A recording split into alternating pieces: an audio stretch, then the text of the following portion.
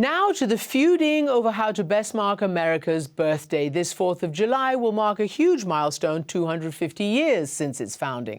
But what you might not know is that the two organizations tasked with planning the celebrations are locked in a tense dispute.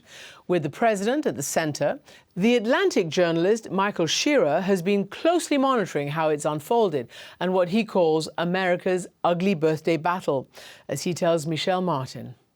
Thanks, Christiane. Michael Scherer, thanks so much for talking with us. Yeah, thanks for having me. So you've been covering this whole issue around the festivities, how we're going to acknowledge, celebrate America's 250th. You've been covering this for more than a year. But before we get into the conflicts around it, tell us the original idea. It's my understanding that Congress created the America 250 Commission a decade ago. Some of your viewers might remember the bicentennial in 1976. President Ford, coming out of Watergate, tried to make it a very unifying event. And there were nationwide celebrations that were remembered for years afterwards. In 2016, Congress saw the 250th coming up, a quarter millennia for the country, and decided it would fund a similar celebration. And the idea was to come up with events, come up with branding, get the American people involved, have contests, all kinds of things like that. And that planning proceeded for about 8 years until President Trump was reelected. And when he was reelected on a platform that included his own ideas for what the country should be doing for America's 250th celebrations. And that's sort of where the current story begins.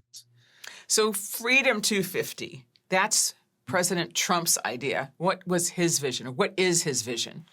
Yeah, well, so initially, President Trump's team wanted to work with the congressionally authorized group. So Freedom 250 only comes into existence late last year. Trump's vision was a bunch of other events. He was very interested in big, spectacular events. He had talked during the campaign about having a great American state fair, and his initial planning would be in Iowa, and it would last a year, and it would involve 50 states participating. He's talked about a Patriot Games, which is a high school athletic competition. He's talking about a Garden of American Heroes, a statue garden that he actually talked about during his first term. And obviously he wants a big party in Washington for the 4th of July. Over the course of the first year of his presidency, those plans started to shift. The Iowa State Fair idea just wasn't practical, so he basically took over a celebration on the National Mall that was being planned by the Smithsonian Institution and rebranded it the Great American State Fair. And then he added a bunch of other branded events. That we had the UFC fight on his birthday a couple weeks ago. We have an IndyCar race. A number of his cabinet agencies are doing what are now branded as Freedom 250 events. Embassies around the world have been doing that. Banners with Trump's face on it have been unfurled outside buildings across D.C. National Park employees are being told to wear Freedom 250 pins. And so as we've gotten closer to the actual 250th, the plans have really started to expand, and the president is increasingly sort of putting his mark on them. But what happened to America 250? I mean, this was a bipartisan effort, right? I mean, this wasn't something like the Democrats dreamed up or something that the Republicans dreamed up. It's my understanding that the America 250 committee, all of it, has always been bipartisan. Right. So what happened? Was there like beef from the beginning? Not from the very beginning. So in the very beginning, they're actually getting along. The first few months of 2025, the president tells America 250 that he wants to have a number of events in the spring of last year to set off a year of celebrations.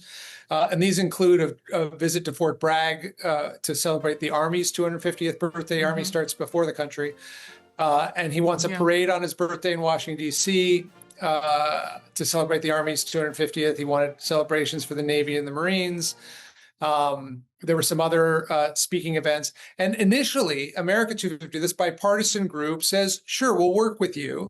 They allowed President Trump to raise money from private donors through the America 250 apparatus. So, companies like Coinbase or Palantir or Lockheed Martin, who paid for the parade, were giving money actually to America 250.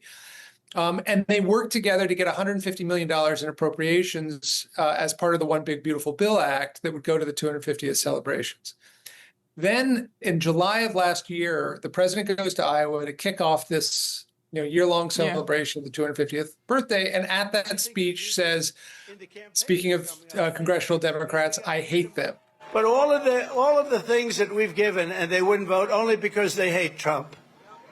But I hate them too, you know that? So it's sort of I really do. I hate them. And he was particularly upset at that point at obstruction on his legislative agenda. But that was rather alarming for the America 250 supporters. People were waving America 250 signs in the audience when that happened. And that was an event that was technically paid for by America 250.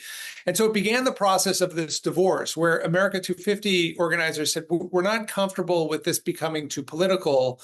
Why don't we make it so that you focus on certain events and we'll focus on other events, and we just agree on how to divide up this money that Congress has appropriated.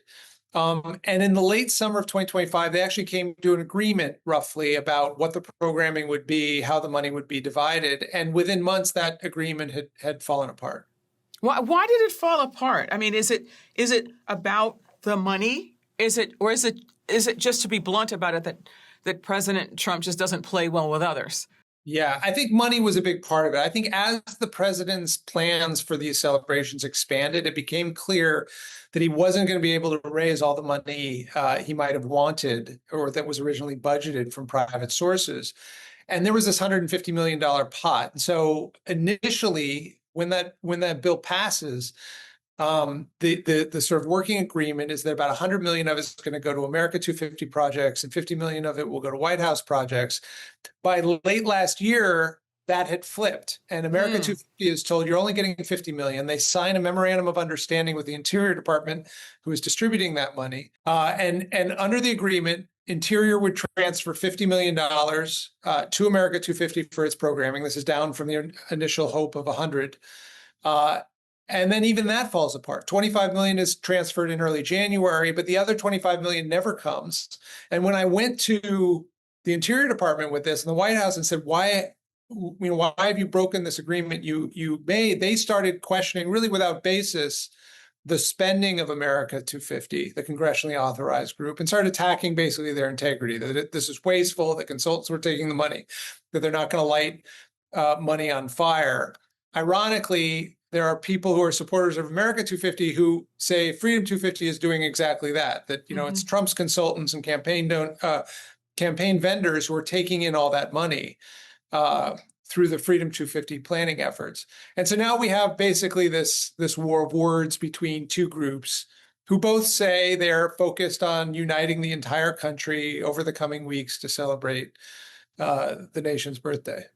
So let's go back to the fact that the original group, the America 250 group, is bipartisan. Yes. It was set up to be bipartisan. There are Republican members. What do they say about all this? Because presumably a lot of them are still involved. And in fact, some of them, as I understand it, I guess they're called commissioners, were Trump supporters. So there's two tiers of those members on the commission. Mm-hmm. There are elected leaders who are commissioners, and then there's an executive board who are made up of Republican and Democratic appointees of the Republican and Democratic leaders of the House and Senate. So, the Speaker of the House gets a certain number of appointees. Mm-hmm. The minority leader in the House gets a certain number of appointees. Republicans members have expressed concern about this money never being delivered. Lisa Murkowski, who's been very involved in the commission, a senator from Alaska, questioned Burgum in a recent hearing about why the other 25 million had not been delivered as agreed. Burgum being the Interior Secretary. That's right, the Interior Secretary. And Burgum basically said in that hearing, look, it's not up to me. The White House is handling this. I'll talk to them and find out what's going on. This is really a White House matter, even though the money's coming from my agency. So there is definitely concern from elected Republicans. But then within the commission of the appointed members, there is significant frustration about the attacks on their basic integrity, on their ability to handle public money. There's a lot of anger from both Republicans and Democrats inside America 250 at any suggestion that anything what they've been doing is divisive or partisan or not looking out for the taxpayers whose money they're spending. But there's not much of that happening in public because we're really, a week away or so from the pinnacle of these celebrations. And we're going to have America 250 events in New York and Philadelphia and Los Angeles, lots of smaller events around the country. We're going to have lots of smaller Freedom 250 events. And then all the celebrations in the Washington area are being put on by Freedom 250. And so everybody's sort of, biting their tongue for the moment to see if we can get through this. Are they, though? Because one of the things that I think has gotten a lot of people's attention who may not be following this particularly closely was this concert that the president wanted to put on, Freedom 250, and that a number of entertainers, well, actually, I think most of them withdrew. I mean, they withdrew within days, in some cases hours, of having been announced. Tell us what happened there and why did it unfold that way? Well, that's part of this confusion. I mean, one of the remarkable things about Freedom 250 is that they have done everything they can to mimic America 250 in almost every way. America 250 has a pretty extensive online store where you can buy America 250 merchandise. Freedom 250 basically mirrors that store exactly. Almost every piece of merchandise you get with the America 250 logo, you get with the Freedom 250 logo. Trump's campaign vendor is the one producing those items. And so I think there was a lot of confusion. This event on the National Mall was originally a Smithsonian event. It was going to be a government event. So what happened was, once the president realized he couldn't have his year-long state fair in Iowa, he decided to move it to the National Mall to make it just a few weeks. And he basically told the Smithsonian that I'm going to use your permit, replacing what would have been the Smithsonian Festival of Festivals. And as part of it, just like at any other state fair that you go to, there were going to be musical acts. Now, the memo never got to the musical acts that this was not the government putting it on anymore or a bipartisan commission putting it on. This was the president's team and this new nonprofit called Freedom 250. And so once they realized that and they realized the political overtones, they started to back out. The president became very upset, canceled all the musical acts, sort of confirmed their worst fears and announced that he would hold a kickoff rally instead, that he would call the rally to end all rallies. That would be basically a MAGA political rally, a typical Trump rally. Right. So here's the thing that I'm sort of curious about, though, is, why? You've told us that there are all these similar activities, but did he just have a different vision of what he thinks the celebration should be about? The answer is a lot of it looks similar on the outside, and that there are differences, and those differences are very important to some people. The biggest difference is that Trump is at the center of the Freedom 250 stuff. I mean, the banners that are hanging from the building show Trump's face right now. Trump will be the star attraction of this new concert, as opposed to the musical acts who were the star attraction previously, or even the festivals who were star attraction when Smithsonian was running this thing. There's also been materials distributed by Freedom 250 that sort of gives a playbook for other parts of the country to have their own celebrations. And in that, people are encouraged to focus on issues like election integrity and school choice and really conservative Republican issues. And so the ways in which there's sort of political overtones added on this is what makes it controversial. Right now on the National Mall, there's a sort of smaller model of the triumphal arch that Trump wants to build that Democrats universally oppose. That would not have been there if America 250 was doing the event. And like I said, last year, no one would have guessed that at an America 250 event, the president of the United States would say, "I hate Democrats." The funding, that money was already appropriated. So how is it possible that the president can just decide not to spend it? Yeah, there are two types of funding that America 250 got. It got annual appropriations. So it was getting $10, $15 million a year starting in 2016 to begin this planning. But then last year it sought a supplemental appropriation, a one-time payment to really pay for a lot of the events this year.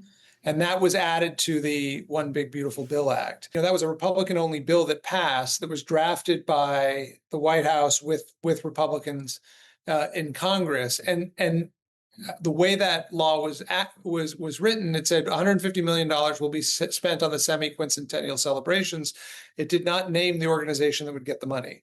And so that gave Interior and therefore the White House a lot of power over how it was actually spent in the end. So Congress has no recourse here, to your understanding, that they appropriated the money. Many of these members of Congress were there. They were there 10 years ago when this commission was first established. I was just wondering if any of them are going to say anything about it. Well, Congress's recourse, Congress's leverage over the White House is future appropriation. So they have that leverage still. It's very possible we'll have a lawsuit when this is all over about the Interior Department not giving the second half of that $50 million they agreed to. So that's another avenue of recourse. And then the third thing to mention is that, Democrats on the House Natural Resources Committee have begun their own investigation of this. And if Democrats reclaim Congress in November, it's very possible, and I don't know how to predict this, but it's very possible that next year you would have hearings and investigation about how the America 250 money was spent. Where did this money go? I mean, there's still a lot we don't know about where this money is moving around and how the various organizations are spending it. And it's possible that Democrats win back control of the House and then they decide to make this an issue next year, and it could be. I want to go back to the Republicans, though, because, again, Republicans have been participants in this all along. Interestingly enough, Kellyanne Conway, a very close Trump advisor in his first term, she is an America 250 commissioner. She told you that America's birthday party will be epic, and she says she's witnessed more collaboration than confrontation. I mean, is that just spin, or how do you hear that? Well, her role at America 250 is sort of the bridge builder right now, because she is close to the president. She does talk to the president, and she's tried to lower these tensions, and she was definitely trying to do it when I spoke to her as well, and in trying to de-emphasize the divide that has happened. I mean, I think there's still a hope from some people on the America 250 Commission that Trump attends some of their events as well over the coming weeks. So far, we haven't gotten any indication that that's going to happen. I doubt it will happen, but we don't know exactly how it will play out. We also really don't know how the president himself will behave over the next week and a half. He's got two big speaking events, one in the National Mall this week, one on July 4th. He could make those unifying speeches about celebrating the whole country and bringing the country together in the spirit of Gerald Ford in 1976, or he could, repeat what he said in Iowa and say, "I hate Democrats," and those would give a very different sheen on the event, and there's really no way of predicting what he will decide to do. Michael Scherer, thank you. Thank you.